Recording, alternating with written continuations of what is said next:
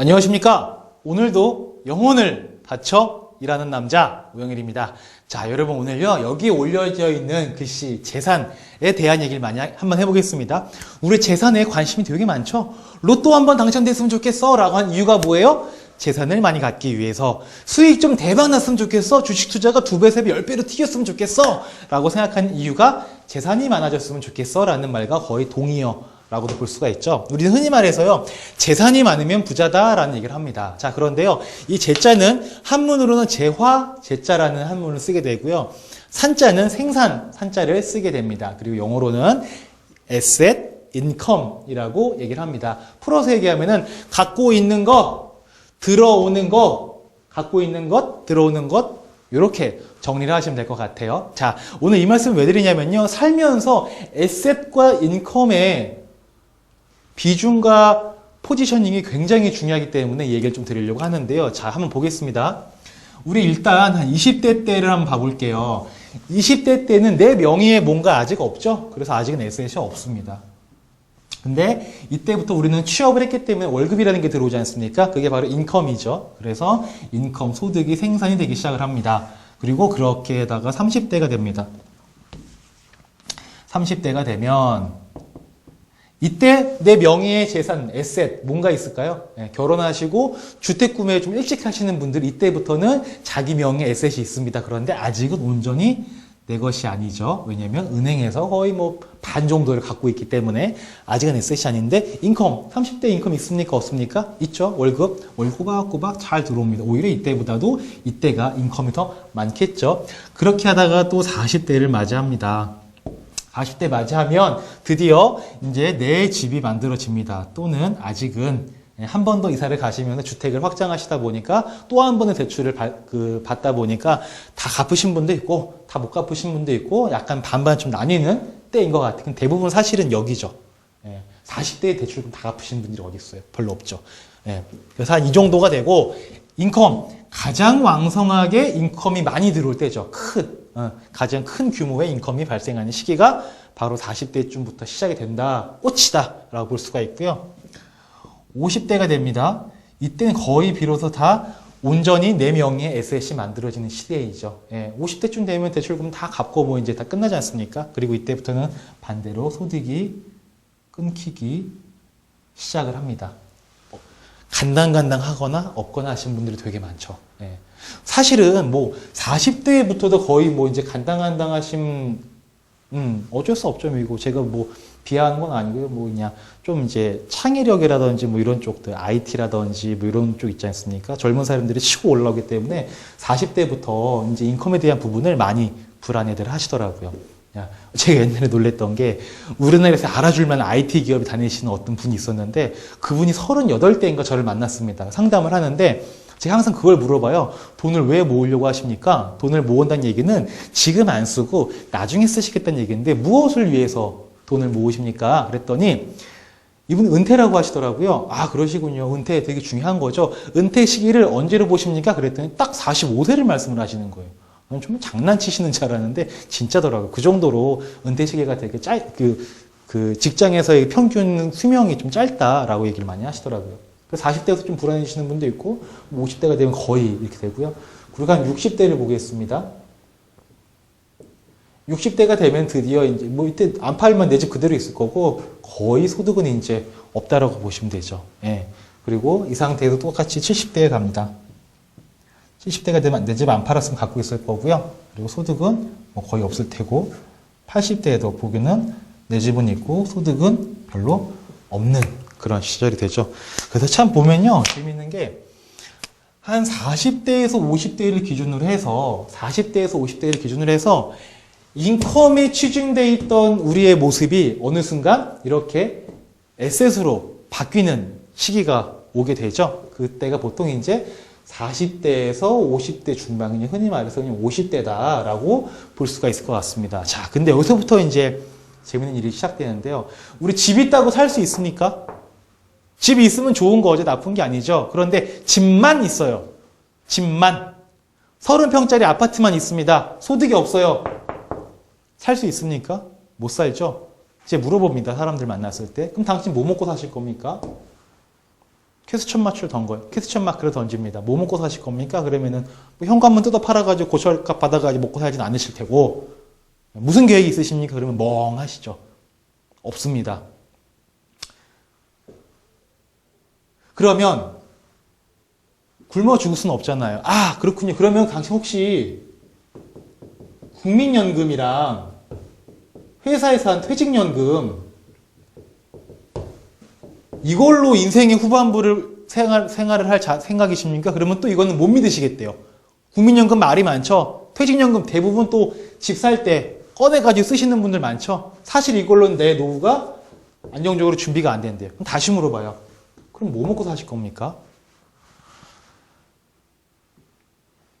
자식들한테 야, 아빠 엄마가 돈이 없다. 돈 줘라. 너네 생활비 좀만 쓰고 우리한테 줘. 이렇게 하실 부모는 저는 없거든요. 저는 없다고 보는데 그럼 뭐 먹고 사실 겁니까? 라고 물어봐요.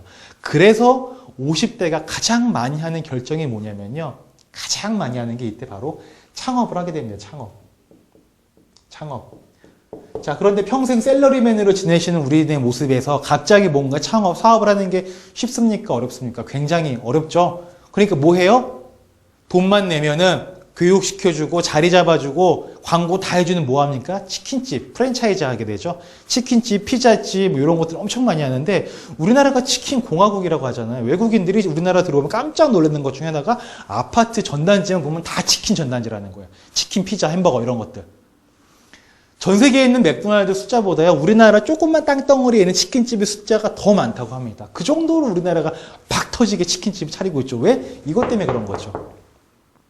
집은 하나 있는데 돈 들어올 게 없어요. 당장 먹고 살 게 없습니다. 그러면 평생 빚 갚으면서 끝내서 이제 끝났다 싶었는데 얘를 담보로 담보대출을 받습니다. 그걸로 프랜차이즈에다가 뭐 1억이든 2억이든 돈을 주고 그걸 가게를 차립니다. 자, 그런데 이 창업일 하신 분들이 잘 되실까요? 아시죠? 우리나라는 자영업자 비율이 20% 30% 가까이 됩니다. 그러다 보니까 다른 나라보다 훨씬 자영업으로 먹고 살기가 쉽지 않은 나라예요. 특화된 기술이 있지 않는 한. 그런데 한 번도 창업을 안 했던 분들이 그냥 프랜차이즈 한다고 해서 갑자기 대박 날까요? 그럴 일이 쉽지가 않죠. 그래서 아실 겁니다. 10개가 치킨집이 생기면 1년 지나면 3개가 망하고요. 5년 지나면 한 반도 안 남게 되고 10년 지나면 10곳 중에 한두 곳밖에 남지 않게 돼요. 그러면 그렇게 한두 개밖에 안 남는 위험한 확률로 당신 인생 후반부를 보낼 생각이십니까? 라고 질문을 합니다. 아니래요. 그러면 당신 또 뭐 먹고 사실 겁니까? 이것도 못 믿겠다. 이것도 없다. 이것도 자신 없대요. 그럼 뭐 먹고 살 거냐 이거죠. 그래서 연금보험 가입하세요. 연금 펀드 하세요. 연금저축 넣으세요라고 사람들이 얘기를 많이 합니다. 근데 안 하죠. 하도 안 하니까 국가에서 이런 걸 하는 거죠. 국민연금, 퇴직연금. 국민의 노후가 불안하다 보니까 어쩔 수 없이 강제적으로나마 국민연금을 떼가는 거고 퇴직금으로 주니까 다 쓰더라. 여행 갈 때 쓰고 뭐 할 때 쓰고 뭐 할 때 쓰니까 아예 못 쓰게 퇴직연금으로 묶어버리자. 그래서 이런 것들을 이쪽으로 좀 배분을 하자. 에셋이 아니라 인컴으로 갈 수 있게 좀 강제로나마 옮겨놓자. 근데 또 이것도 못 믿겠대요. 이게 지금 우리의 현실인 거죠. 제가 실제 저희 고객분들 제 사례 하나 말씀드릴게요. 되게 무서운 얘기입니다, 이게. 제 실제 고객이 지금 68세이십니다, 두 분 다. 두 분이 있는데요. 이 두 분이 학벌이 엄청 좋으세요. 그 옛날에 고려대학교를 나오셨어요. 고려대를 나오셨고, 지금 고려대 나와도 되게 잘한 거지 않습니까? 명문대지 않습니까? 그때 당시에 고려대는 말할 필요가 없죠. 자, 그래서 한 분은 선생님이 되십니다. 중학교 교사가 되셨고, 한 분은 이름만 대면 알 법한 대기업에 당당히 취업에 성공을 하십니다. 뭐 그때 당시에는 조금 능력 있으신 분은 취업을 지금보다는 편하게 하셨을 때긴 했었죠. 자, 중요한 건 뭐냐면 이 선생님 같은 경우에는 정년까지 채우셨고요. 이 대기업에 계신 분은 임원까지 올라갔습니다. 평사원으로 가서 임원까지 올라가는 거 거의 뭐 바다에서 모래사 생겨서 바늘 찾기, 바늘구멍 낙타 통과하기 이런 것처럼 어려운 거지 않습니까? 쉽지가 않은 거죠. 평사원이 임원까지 갔습니다. 어마어마했습니다. 네, 어마어마한 거죠. 자, 그리고 지금 이분 같은 경우에 선생님 같은 경우에 가지고 있는 재산 상황 3억 원 있습니다. 3억 원 있고요. 그리고 대기업에 다니셨던 분 3억보다 많을까요? 적을까요? 많을까요? 적을까요? 그쵸, 많죠. 6억 정도의 아파트 3억짜리 아파트, 6억짜리 아파트 살고 계십니다. 자, 이제 문제는 지금 시작입니다. 이 선생님, 지금 매년 연금으로요, 300만 원 받습니다. 평생 종신토록 숨만 쉬고 있으면 300만 원이 계속 나와요. 우리 황금알을 낳는 거의 이런 거 얘기 많이 하지 않습니까? 오리를 잡지만 않으면 황금이 계속 나오는 거죠. 연금이 계속 나옵니다. 자, 그런데 이분 얼마 나올까요, 지금? 국민연금밖에 없겠죠? 국민연금 얼마 나오는 대충 아시죠? 네, 더 이상 얘기하지 않겠습니다. 안 돼요. 그래서 6억짜리 아파트 있죠? 6억짜리 아파트. 저거를 영모기지로는 걸었습니다. 네, 영모기지로 걸었어요. 그러니까 이게 한 160 정도가 나와요. 자, 1번 사례분 3억짜리 아파트인데 300만 원짜리 연금이 있습니다. 2번 분 6억짜리 아파트가 있는데 이 아파트를 담보로 영무기질원을 받는 거죠. 주택연금을 받는데 한 달에 한 160만 원가량이 나오십니다. 누가 행복할까요? 누가 더 인생 남은 여생을 행복하게, 편안하게, 안락하게 살 수 있겠습니까? 예. 이분은요, 저 만나시면 그런 얘기를 합니다. 오 팀장, 남자는 나이를 먹을수록 입은 닫고 지갑은 열어야 돼. 예, 그래야 대우받아. 라고 하면서 당신께서는 주말에 자식 내외를 불러가지고 맛있는 비싼 요리 먹으면서요, 이렇게 아이들, 손주들 오면 항상 그 손에다가 이게 꼬깃꼬깃 또 용돈까지 쥐어줘서 돌려보내신대요. 그러니까 자식들이 잘할 수밖에 없죠. 그리고 이번 지금 자동차? 벤츠. 벤츠입니다. 한 달에 리스료가 거의 100만 원 가까이 나가요. 그래서 제가 물어봤습니다. 여쭤봤어요. 아니, 선생님, 아무리 연금이 많이 나오셔도 이거 너무 비싼 걸 하시는 거 아닙니까? 그랬더니 저한테 이런 말씀 하시죠. 아, 뭐 어때, 이 사람아? 써도 이거는 뭐, 모을 필요도 없고 써버리면 끝이야. 내가 돈을 모을 이유가 없잖아. 한 달에 300만 원 난 다 쓸 거야.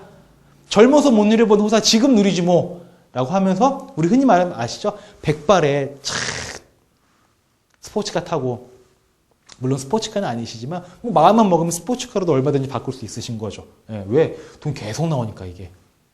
근데 이분 타시던 의전 차량 반납하시고 개인 소유의 차를 타고 다니시는데 물론 나쁜 차는 아닌 것 같아요. 그런데 평상시에 벌 때 얼마나 버셨겠습니까? 어마어마하게 벌었을 거 아니에요. 그 쓰던 가닥이 있는데 갑자기 확, 이 국민연금 포함해봤자 200 언저리 내외인데 쓰던 가닥이 있는데 갑자기 확 줄이려고 그래요. 이게 편하겠습니까? 쉽지 않죠. 그리고 이분은요, 나중에 3억을 자식들한테 물려줄 수가 있어요. 부모로서의 자부심과 뿌듯함, 당당함이 조금은 있습니다. 자본주의 사회에서. 근데 이분 나중에 은행에 가져가요. 상속이 안 돼요. 은행에 가져가 버리는 거예요. 이분 모임 회비 10만 원 내는 게 쉽지가 않다고 합니다. 당장 현금이 없으시니까. 물론, 이분 창업, 그렇죠. 창업했었죠. 이분 은퇴한 다음에. 우리 아마 아실 거예요. 기업에서 임원 자리하고 나오게 되면 전관예우라 그래서 이제 그 기업의 하청업체 같은 거 있지 않습니까? 협력업체라고도 부르죠. 협력업체 자리에 앉히죠. 예, 거기서 이제 뭐, 좀 속된 표현으로 뭐 바지 사장이 됐건, 뭐 이런 얼굴 마담 됐건, 이런 걸로 앉히죠. 그런데 평생 거기 앉아있을 수 있냐 이거예요. 왜? 이 사람이 은퇴하고 글로 들어갔어. 그럼 그 회사 임원 또 누군가 은퇴할 거 아니에요. 그럼 이 사람들이 정관예우 해줘야 될 거 아니야. 또 보낼 거 아니야. 이 사람 밀려나는 거죠.